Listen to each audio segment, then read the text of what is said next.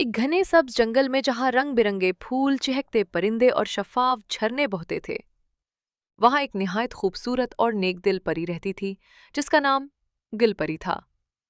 गिलपरी हर दिन जंगल के जानवरों की मदद करती, फूलों को पानी देती और परिंदों के गीत सुनती।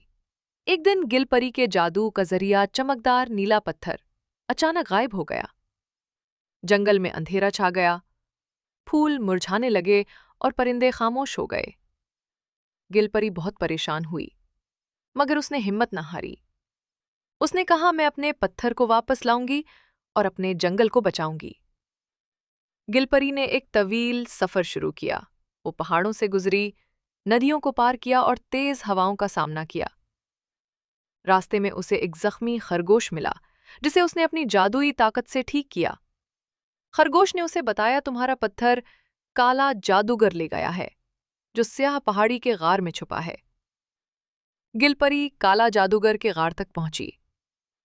जादूगर ने उस पर जादू फेंका, मगर परी ने अपनी नेकी, हिम्मत और दुआ से उसके स्याह जादू को तोड़ दिया।